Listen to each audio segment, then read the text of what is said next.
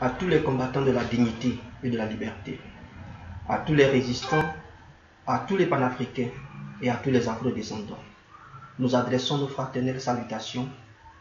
Que les mânes de nos ancêtres, les esprits de nos martyrs et de nos illustres héros passés de l'autre côté nous apportent, avec le concours de l'incréé Créateur, la paix dans nos cœurs et l'équilibre dans nos âmes pour un monde qui retrouve le sens du biologique, de la nature et de l'humain.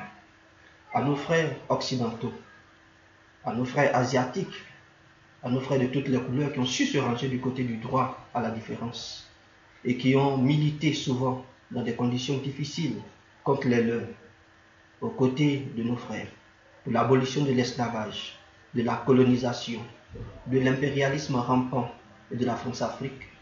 À vous tous dont les noms ont marqué l'histoire, ainsi qu'à tous les millions d'Occidentaux anonymes qui furent à nos côtés, sur les navires d'esclaves, dans les champs de coton et de tabac, sur les fronts de la Première et de la Deuxième Guerre mondiale.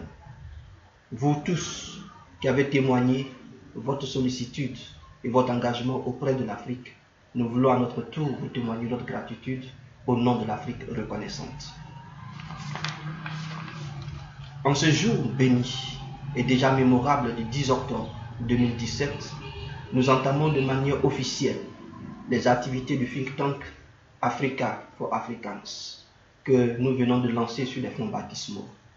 Africa to Africans, qui apparaît dans le macroscope des mouvements panafricains comme le dernier né, est déjà assez vieux puisqu'il est porté à bout de bras par des hommes et des organisations dont les convictions panafricanistes sont vieilles de plusieurs décennies et ont fait leur preuve sur le continent et dans la diaspora.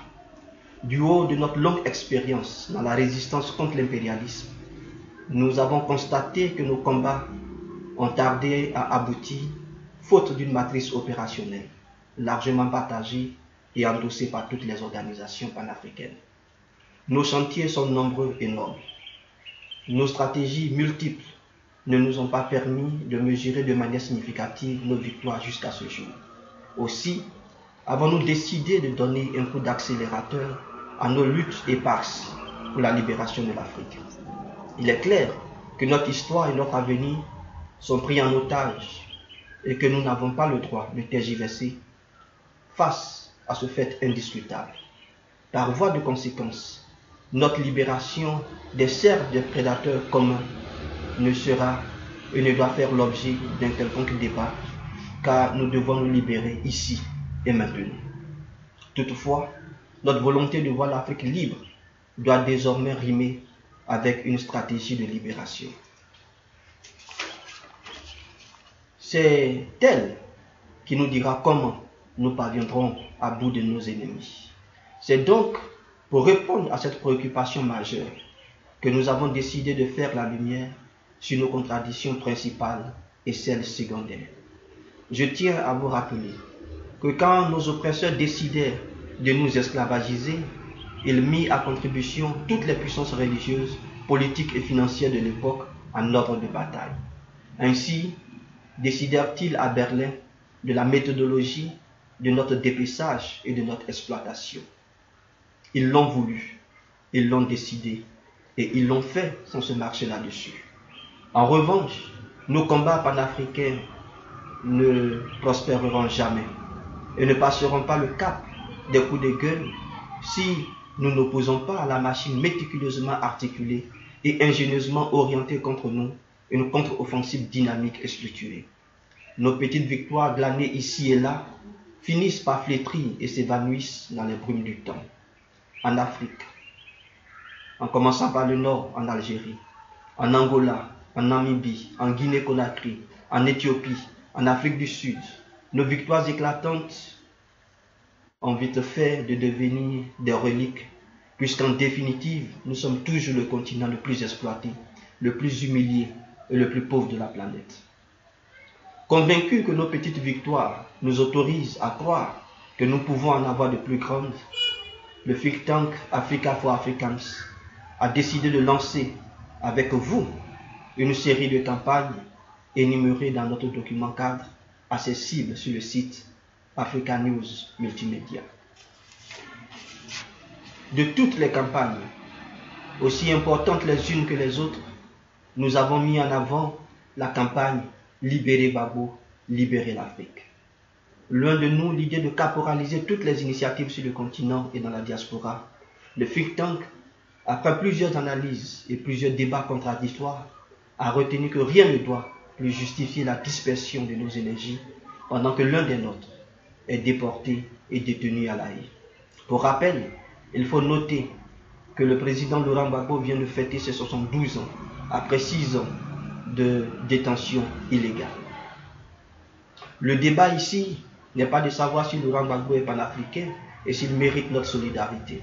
Non, nous ne souhaitons pas entrer dans ce débat de bas étage pour conforter ceux de nos frères qui ont décidé de s'adonner aux enfantillages dans l'arrière-cour. Libérer Laurent Gbagbo, libérer l'Afrique ne fera certes pas l'unanimité, nous le savons, mais notre engagement pour la libération de l'Afrique aura toujours raison de nos immanquables contradictions.